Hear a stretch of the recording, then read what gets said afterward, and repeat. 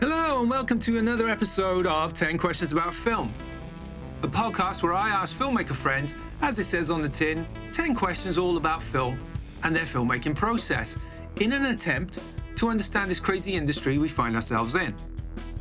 In this episode, I talked to filmmaker, actress and horror aficionado, Emma Dark. Emma is an award-winning filmmaker and actress, co-directing her first film, horror short Island of the Blind Dead, in 2014. Since then, she has directed several films, including Seize the Night, winning the Rising Star Award at the Yellow Fever Independent Film Festival and the Outstanding Female Filmmaker Award at the Stormy Weather Horror Festival in 2017.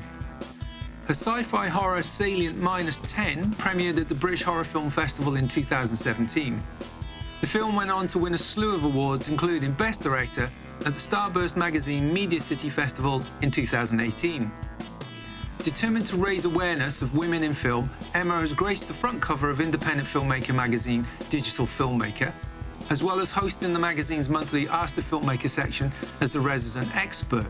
She's been a guest speaker at several film discussion panels, focusing on female leaders in the film industry, and appears regularly as a guest at many conventions across the UK, including Birmingham's MCM Comic Con and Sheffield's HorrorCon, and has been a judge at various film festivals.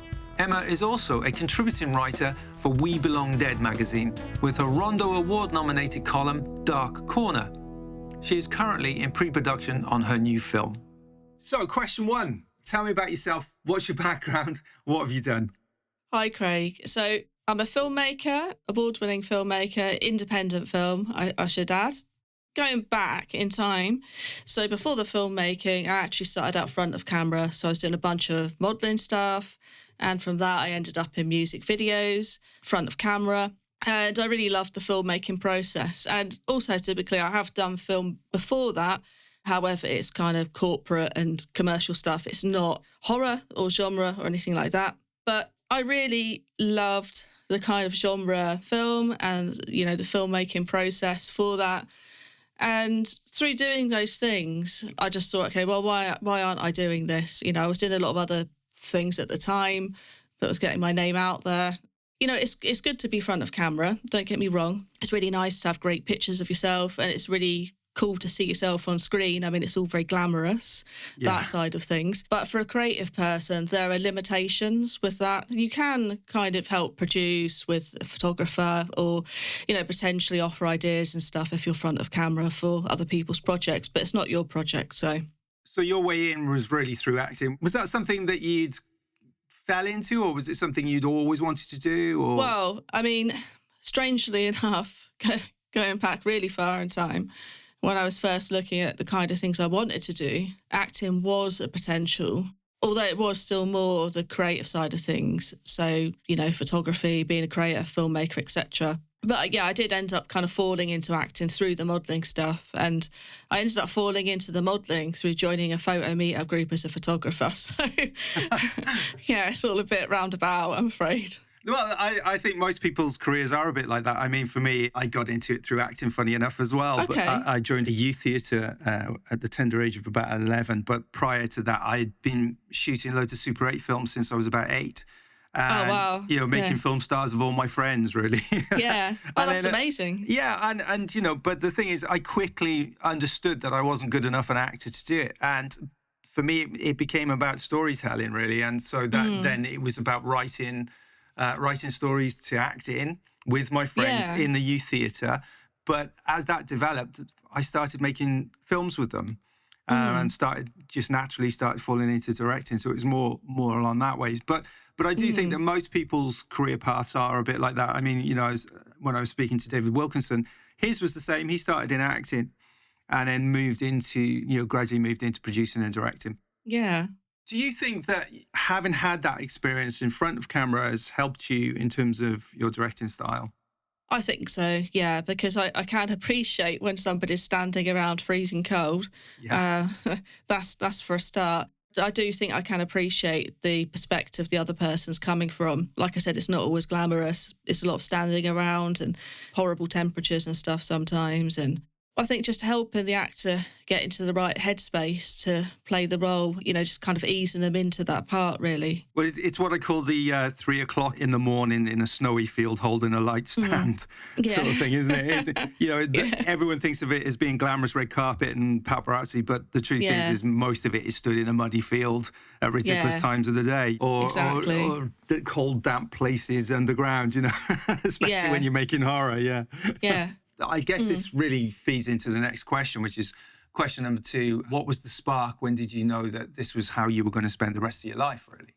Well, I think with the narrative filmmaking. So, I mean, I had, like I told you, I have done corporate and web advert type things before, which is a whole different ball game. And I had done some experimental film work. I wouldn't go as far as call it horror, maybe more art house. But those are things that just fell by the wayside, not the stuff I would put out, really, just kind of test pieces.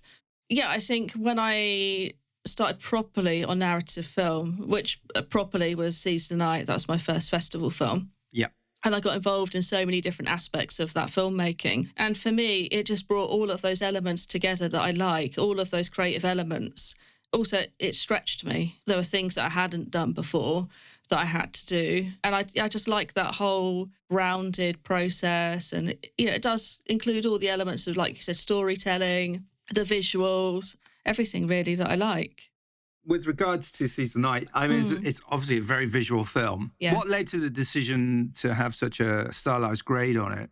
So I've been asked that one a few times, I'm sure. and it wasn't necessarily intentional. Right, okay. I did want to put a grade on it, don't get me wrong. I definitely did want to do that. But I was planning to have it less desaturated. But there's a scene in a garage and there was loads of hazard flashing everywhere. And if you look closely now, you can still see the yellow coming through from that. Mm-hmm. And I hadn't really got into the realms of secondary colour grading and stuff like that at the time. So the only real solution was to desaturate it. I didn't want to just make it black and white. That wasn't really what I was going for at all. So then I just put a heavier colour cast on it, basically, a sort of bluey green colour cast. So it was kind of adapting to solve a problem, and then out of that, the creative process led to a very stylized grade, which I think actually works in its favour. It gives it a real unique vibe to it. Yeah, I think it's quite nice, but it took me quite a long time to get there. And I believe I did actually release the first version of the trailer, which was more just blue, and it just wasn't really working for me. So when I cut the whole film, I did change the grade again. Is horror something you've always wanted to do, or was that something that you kind of came to later, a moment when you kind of went, oh, actually, that's my path, that's where I want to go? So in terms of horror, I've always loved horror. Mm-hmm. Ever since a kid, I fell in love with horror films, horror books, horror everything, pretty much. So that's something that's always been part of my life. Yeah. So it just seems to me that it's natural to do horror. I would expand into other genres. One of my films does touch on sci-fi a bit more and dark fantasy. That's fine. I'm not sure I'd ever do a rom-com. Unless there was some horror, unless there's a horror element or something. Yeah, well, but, it could be, vampire and werewolf fall in love. Well, it could be, yeah, exactly. But yeah, I'm not adverse to anything. I'm not adverse to other genres. Just, for my own personal stuff, it's got to be something I'm passionate about, right? And it's got to be something that an audience is passionate about watching for that kind of level of indie filmmaking. Indie filmmaking horror does have quite a reasonable audience, so... Yeah, exactly. I mean, that's what I'm saying. Was it more of a choice of this is a more practical route to go, or was it just a love of horror? Yeah, both probably. Okay, good mixture. Yeah, I think the same here, because I mean, my first film, we filmed it in a big old haunted house down in Compton in Sherborne in Dorset over 45 days or 45 nights, really. And it was exactly the same. I looked around, I'd graduated from film school and said, well, what have I got that I could make a film with? And the two things I had, a group of friends who we'd all made films together with, and a location that I knew I could have access to because we'd used it in one of our short films and it belonged to one of our group of friends. And his parents were just about to sell it. So they said, come on in and use it for as long as you want until we sell it. And that's what we did. So we basically lived in this big old spooky house, and managed to make a horror movie over these 45 days with, half a script, really. It was sort of 75 pages of treatment and a lot of improvisation and a lot of experimentation. But we got there, and we got it to a point where it kind of worked. And then, we managed to sell it to a distributor in America, and now it's available, which is great. That's amazing, yeah. But it was a kind of concerted choice on my part, going, well, actually, these are the things I've got, so I can make something with this, as opposed to, right, I must do horror. Although, much like yourself, I grew up with Hammer House of Horror films and absolutely obsessed with horror, loved it. Saw far too many horror films as a child because my mum was really into watching horror films for some reason. Although she's not a horror fan, but it's really funny. She introduced me to all these crazy films. So sci-fi and horror are my two things, my two loves. But coming out of film school, it was obvious I couldn't afford to make a sci-fi film. And horror seemed like a really obvious route. But the enjoyment of that was the freedom of it. I think the beauty of horror for me is that you can talk about anything without being on a soapbox, but you can still talk about really important issues, or you can just make something really horrible. And that's that's the joy of it, really. I don't know about you, but I find that people read their own meanings into a lot of your films anyway. Yeah, 100%. Yeah, they really do. It's quite interesting what you said about the improv stuff as well.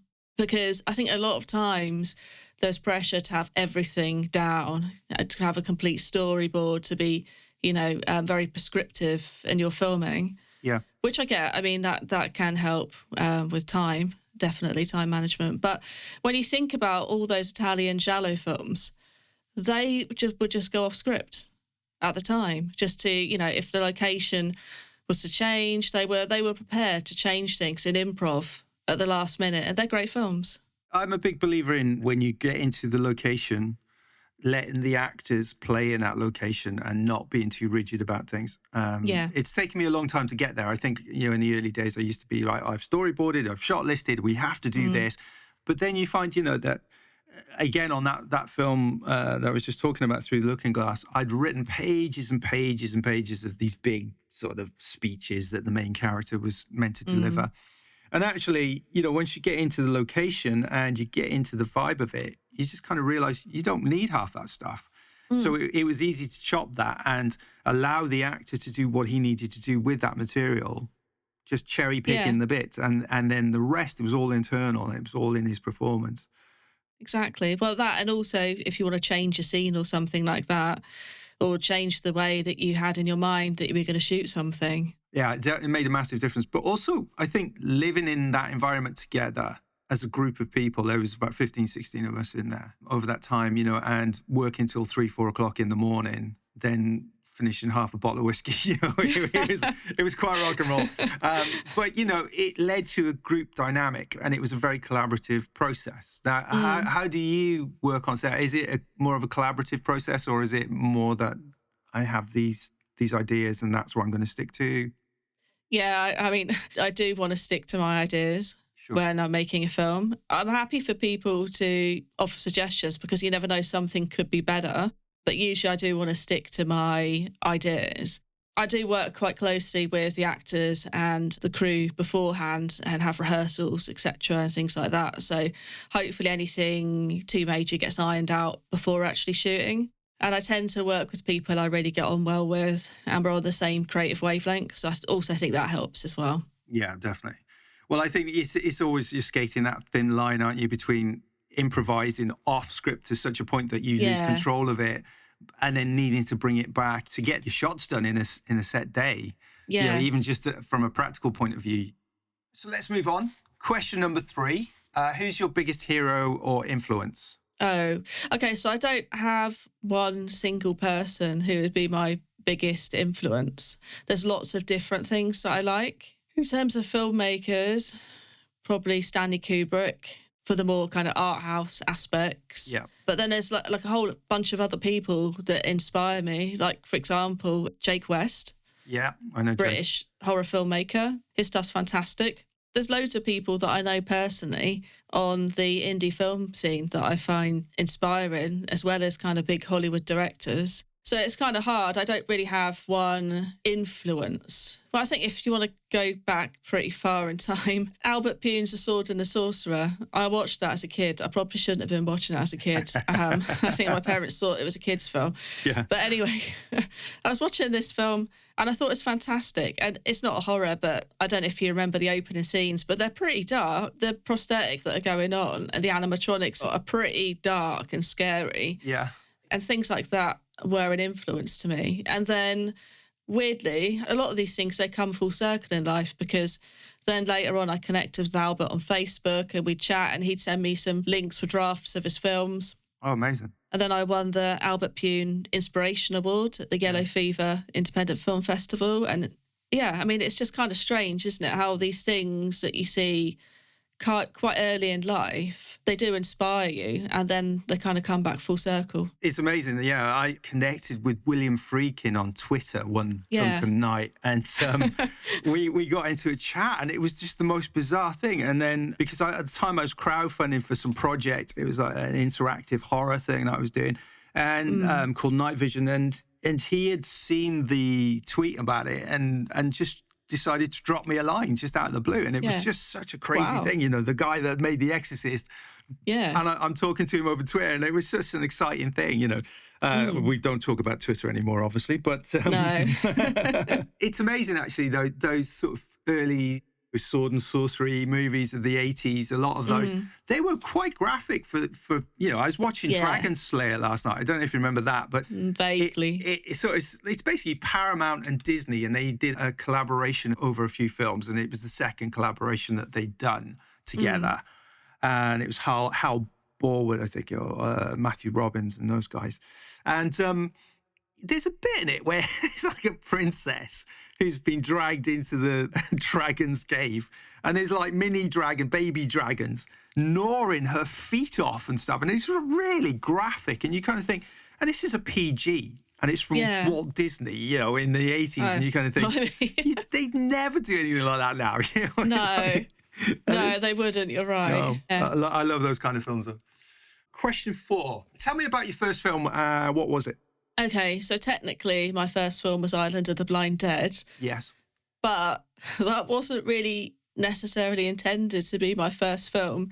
I'd gone away on holiday, and the other person that I made the film with, it was just to take some pictures of them, kind of dressed up, to possibly promote something that would happen in the future. But then we'd started to talk to some people in a bar, well, the owner of a bar, and he was part of the local Amateur Dramatic Society. And then within 2 days or something, like... It always starts in a bar. I know, yeah, half the Amdram Society was involved, and I was shooting this film. Yeah, and it was crazy. But it's quite nice. It's quite a nice little homage to Tombs of the Blind Dead. Those kind of experiences, those films are always the best. I was saying about the one in the youth theatre I was in. We made this kind of detective story one, and it was kind of pseudo Blade Runner-esque, but you know, made with a VHS camera in Cardiff in the 80s, you know. And we had a scene where we're running around, because we were all in the youth theatre together, but we're running around on a rooftop, and we've got guns. They were toy guns. Of course, you know, being kids, we didn't realise you needed to have permits for things like that. Yes. So we're running around, and suddenly this armed police response unit turn up. There's loads of them, and they suddenly flood onto the thing. And we've actually got video of the moment they all sort of flood onto the rooftop and kind of, hoi, hoi, hoi, hoi, you know. And it was amazing, those kind of things that you those scrapes you get yourself into, you know, those. And I think you can only do that when it's a bunch of amateur people having a crack at it, you know. Yeah, you're right. I was going to say as well, I had a similar incident to that. This was just photography. I was taking a picture for someone's album cover, and it was just me and them on the top of a car park by night. But they had it was a guy. He had his top off, and he was wearing a gas mask. Oh, and right. I mean, okay, it was like for a heavy metal album cover. I didn't think, you know, anything bad would happen. And all of a sudden, a couple of police officers come up, but they were laughing. And they just said, like, security's called us, just move over to this other car park. So That's amazing. Didn't look at all dodgy. No. So with your first film then, so you co-directed, is that right? Yes, yeah. So how did that come about? Was that just purely because you were left holding the baby, as it were? No, I mean, that was just a trip that was not to do with filmmaking at the time. And it just ended up being a collaborative process. So, yeah, it literally was just born out of a conversation in a bar. And how did you find that experience of co-directing? Was that frustrating, or was it difficult, or was it easy? No, it was fine. It was fine because it's quite a brief film, really. I mean, I can't even remember the runtime myself, but it's not long. So, and there were limited people in it as well. And both myself and the other director had to act front of screen as well in it. So, yeah, it was just a collaborative process at the time. It was all pretty straightforward. Yeah. Okay, moving on. Question number 5. What is your worst filmmaking experience, and how has that defined you as a filmmaker? I don't know 100% that it would be behind the camera. I think sometimes with the acting, that might be more of a problem when you're waiting around in the cold. It's not particularly nice. On the Kim Wilde music video, which is great, but I don't know if you remember or if any viewers have seen that, but I'm wearing like just a corset really and some fake leather trousers and stuff like that. And we kind of had to hang around in sort of reasonably cold weather inside a nightclub, which obviously wasn't heated and stuff. And I just don't think I really bought a thick coat or anything. And I was just kind of hanging around like freezing cold for hours. And I was, by the time they came to actually shoot one of the scenes, I was so cold. I could barely move, and so I do kind of appreciate that from the other side of the fence, shooting in cold weather and making sure that people have got hot drinks and coats and stuff like that. Yeah, I think that's really important. Up until COVID, I did quite a lot of extra work to fill in my days between trying to get projects up and running. I remember doing days on Gladiator. Oh, lovely. Down in Bournemouth, down in Farnham. Yeah, it wasn't so lovely, though, because you turn up at 4 o'clock in the morning. You get into the costume, which is big, heavy. I was one of the German barbarians at the beginning. And you get kitted out in all this fur, but it's all really smelly and horrible because it's all fake. And then they put you basically in a mud bath, cover you in mud. Ooh. In this tent, and then they chuck you out, and then you go and have a bit of breakfast. You go to makeup, and they put this prosthetic axe wound on the side of your face, and then they chuck you out into the woods, and it's snowing for real because it's February, and it's like 7 a.m. and you're just stood there going, "Why am I doing this?"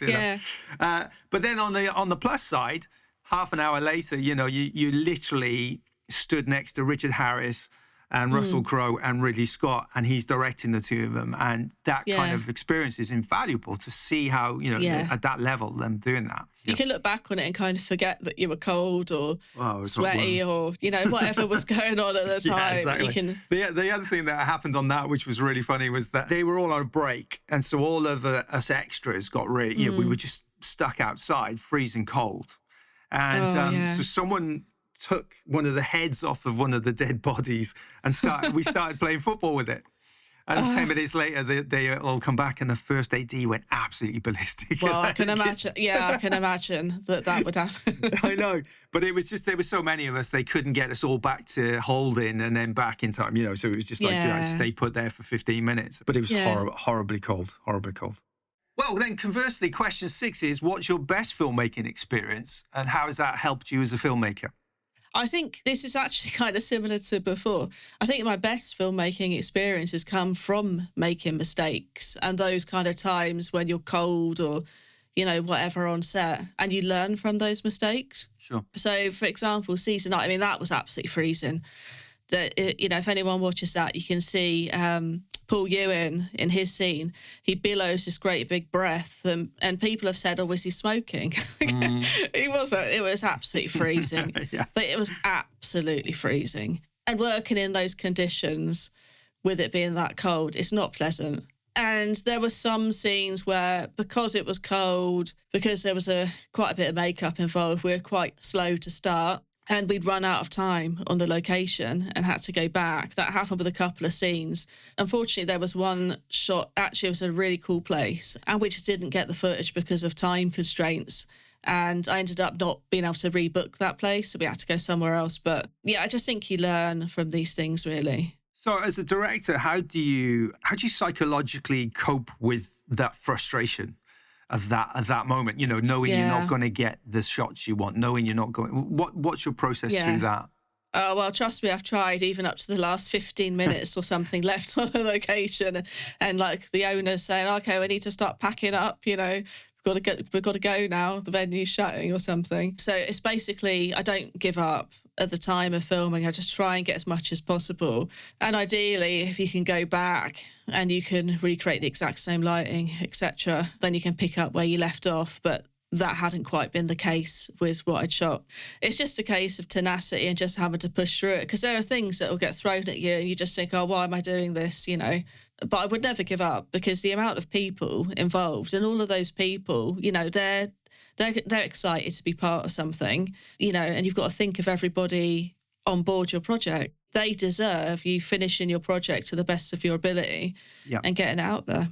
Well, absolutely. If you've got investors as well, you know, as a director, you have a responsibility to them to actually produce a product that potentially will make them return on investment. So, you know, and you are contractually obliged to do that, if nothing else, you know. Exactly. So, exactly. I mean, luckily or not with my stuff, because it's been short narrative filmmaking, it's all been crowdfund based. Yeah. So, but they're still investors, though, aren't they? Really, effectively. Well, they are, because and I've seen people take money for films and not produce them, and you know, obviously it's all blown up and stuff, and I can see both sides of the fence. But at the end of the day, if people have paid out the money in good faith, you have to deliver. I'm of the belief that if people are working on deferred payments, then they're essentially investors in your film as well. But you know, regardless 100%. Of whether they're sound guy or a runner or an actor, they're investing their time essentially for free. So, you know, they are an investor in your film. So I think you have a responsibility to them as well.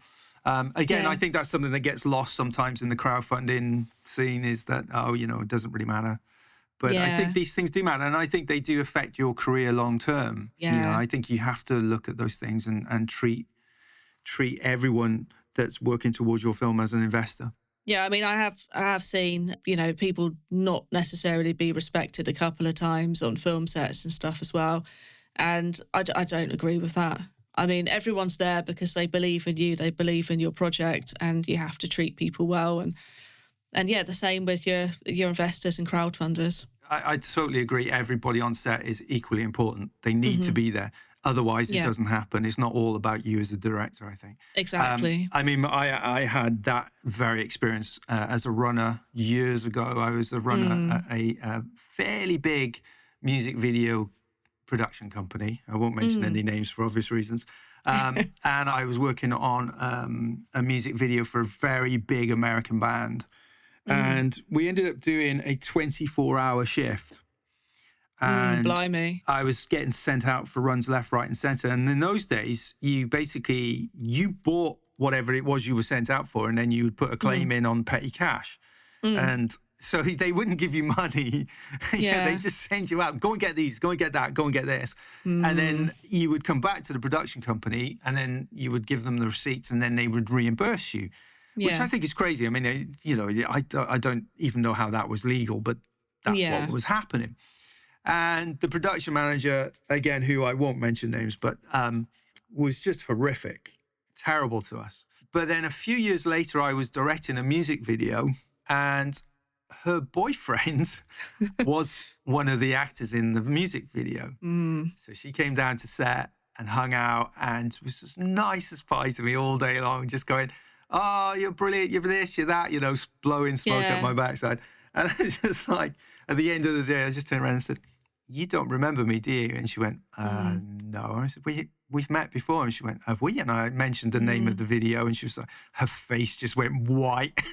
Just went really white. No. So, you know, I think you've got to be really careful about how you treat people, because it comes around, you know. The way we were treated at a professional level, thankfully now, I do think the industry is starting to wake up to this and change things. I mean, you know, recently, was it Richard E. Grant who talked about his daughter as a runner and what she's gone through?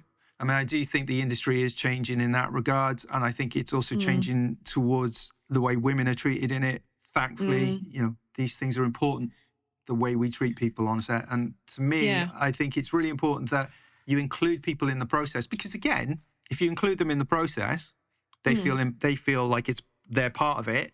They feel, which they are, and then they're invested in it, and they want to work hard and make sure it succeeds. I think it's just really basic courtesy, isn't it, really? Yeah, I agree, 100%. Yeah. Question number 7. How did you get your first film sold or distributed? Was it through a company or did you self-distribute? I would like to say it was sold or distributed, but no, it wasn't. So because it's a short film, and unfortunately, by about the time that I'd finished that, sites like maybe Shudder, for an example, they did used to support short films and have quite a lot on there. But, a lot of these sites, they've stopped doing short films. So there were only really a couple of options, and I could have distributed it on Amazon Prime myself, which, although it would still be by me, it would have had a little bit more kudos maybe because it's Amazon Prime. But it was putting a payment gateway on that, which I didn't really want for digital. So I ended up just putting it on YouTube. But what I also did, which I had to do anyway for casting, career backers, etc., I made a DVD release. So I designed an artwork to all of the cover art, DVD art, made like little lobby cards and like special edition stuff to go with it, and distributed that basically, just to make quite a small run of those. Maybe I think I might have made 100, 150 discs, something like that. And I took those around conventions and stuff as well. So you're quite a big player on convention scene, I guess, all right? Yeah. And how has that helped? Oh, it really helps. I mean, unfortunately, there's been a bit of a crash with conventions, which happened a few years ago. There were tons and tons of horror conventions popping up, and they were really good. But I think maybe for the UK, it might have been too many, and they just ended up in a big crash. So there's not that many horror conventions now. But when there was a good run of them, it was great to go around those as a signing guest and, take the DVDs, and sometimes they'd screen the film and stuff like that, or you do a Q&A. And I think it's really good. It really helps indie filmmakers. And I even got to do MCM Birmingham as well, which was great. So, yeah. Well, I suppose it's building up a grassroots support, isn't it? A fan base, which is really what any filmmaker really should be doing anyway. So to me, it makes perfect sense. How did you get involved with that? Was that something, were you invited or did you? Yeah. I can't remember the first one I was invited to be 100% honest. I'd have to probably check my bio. But yeah, I did HorrorCon UK. But that was a good one because they screened my film and I did a Q&A there as well. And I got to sit next to Sean Hudson, who's one of my favourite writers. And it just there was just a whirlwind of loads and loads of conventions for a good couple of years. But I suppose in the process, it's helping to establish you as a filmmaker and build a fan base.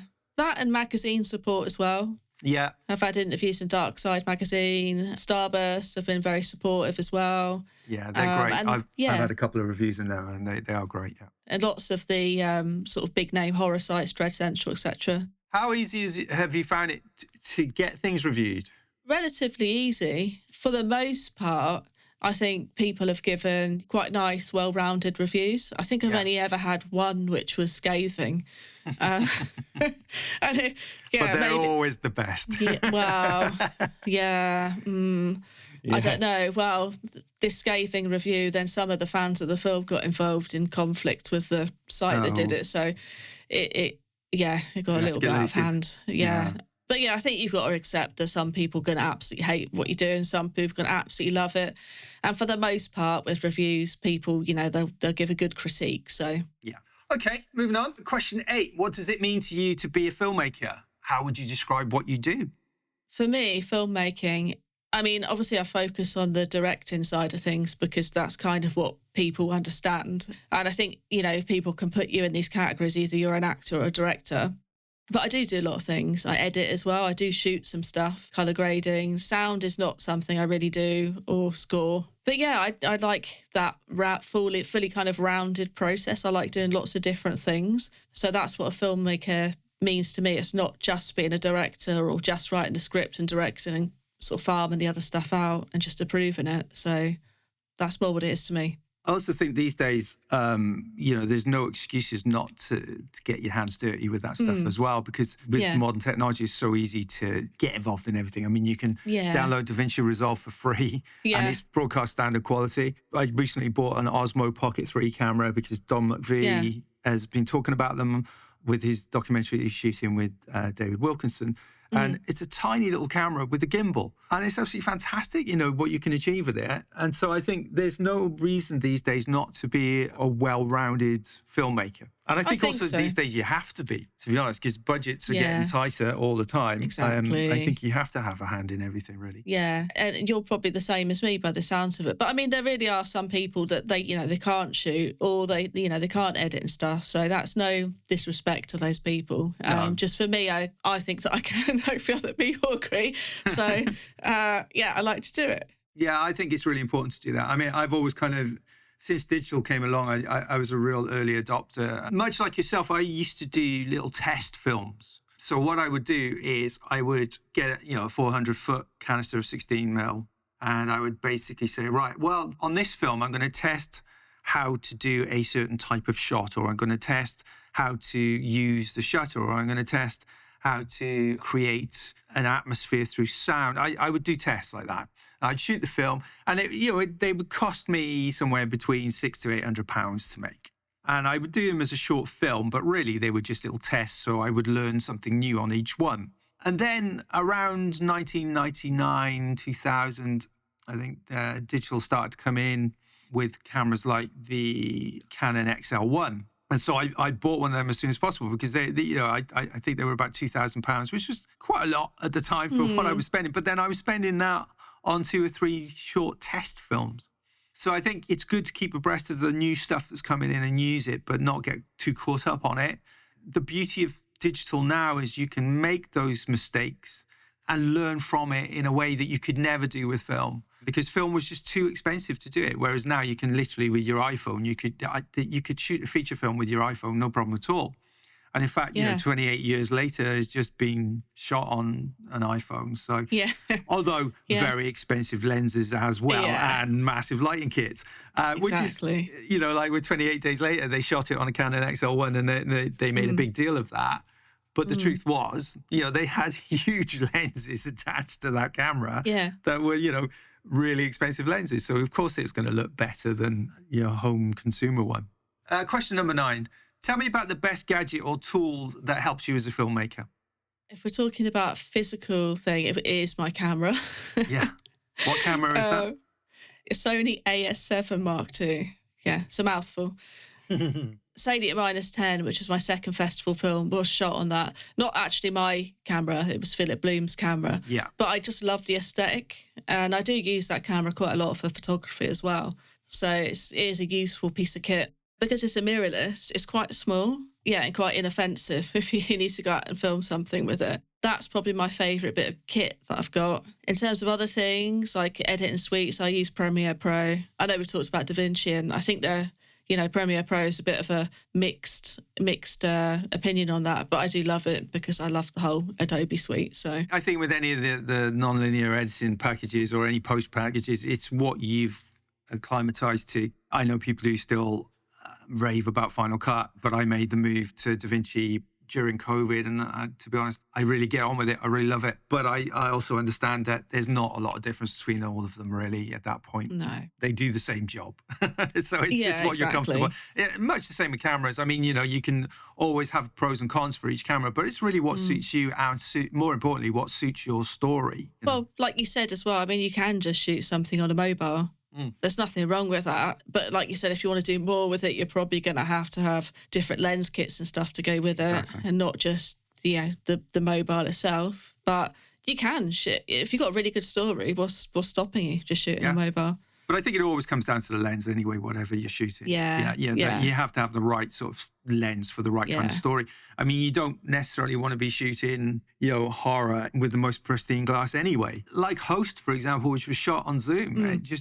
It works perfectly because of that. If that had been shot on, 35mm, say, or 70mm, or on an Alexa, it wouldn't be the same. It wouldn't have the same vibe. It just wouldn't work. Yeah, I have watched that, and there's a whole spate of kind of similar films as well, aren't there? Yeah. Like is it Darknet? Yeah. And I love those. I think they really work. As I said, I think the format has to really be dictated by the story that you're telling and the vibe of the story you're telling. I don't think Blair Witch would have worked if it had been shot like a normal film. Obviously, the conceit of it, also that roughness of edge of it. Yeah, well, that was supposed to be found footage, wasn't it? Yeah. Yeah. Okay. Well, we're at the end. You'll be glad to know. Question number 10. Finally, what is the one thing you wish someone had told you when you first started out?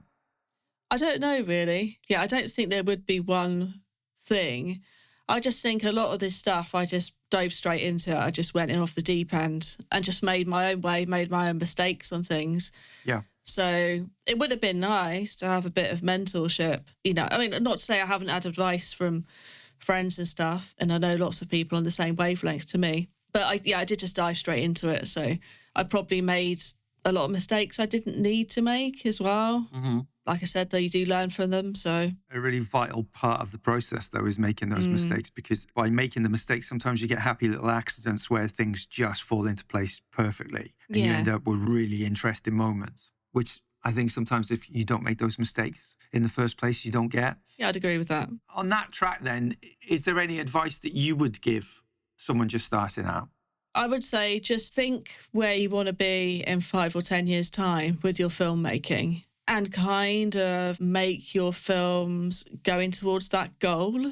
I think for me, I didn't really have a goal apart from just to make the best films that I could. And I won't lie, horror puts some people off. You know, it's a sad fact. There is a obviously well-established massive audience for horror, so it is a very good breeding ground. Yeah, but I think sometimes you need to kind of show you can do a range of things. So maybe if you make everything all out horror constantly 24/7, that might not be the best approach. So maybe what I'm saying is don't necessarily fall into what your audience expects from you. Follow your own vision. To me, that just all makes sense. Is, have a 5-year plan.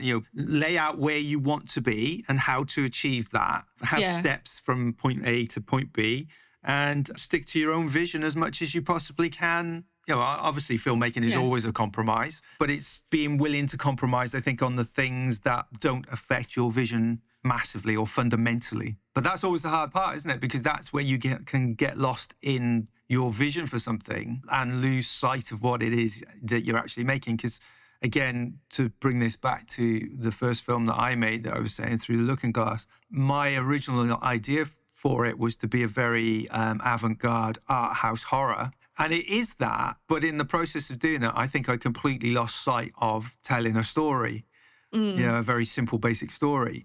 And so when it came to editing, it meant there was a lot more work to have to get it into shape, and then having to do a lot of pickups and reshoots to make things work fundamentally. That's the problem, is you sometimes get so caught up in the vision that you lose sight of the story. And I think fundamentally it always has to come back to story. Yeah. Whether you're telling that visually or through dialogue or through camera movement, or however you're telling that story, you still have to have that story be clear to people. I think because Season Night is a vampire film, and a couple of the things I've been involved in front of camera had been vampire film, I think a lot of people that were following those projects would be quite happy if I only ever made vampire films. So this is what I'm saying, that you can fall into what your audience wants. Yeah. Or you can have your vision and kind of stick to your vision. And mine is mostly horror, but it's a lot of different kind of things. So the only other thing I really wanted to ask was just to see what you're up to next, really, or if you're in the middle of a project, anything that you can talk about.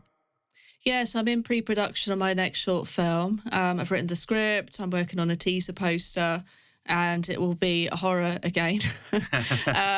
It will be a bit of a different kind of horror. It's something I've wanted to make for a while. It will be a tech horror, not like super tech, but it's got some tech stuff in there, so I can technically call it a tech horror.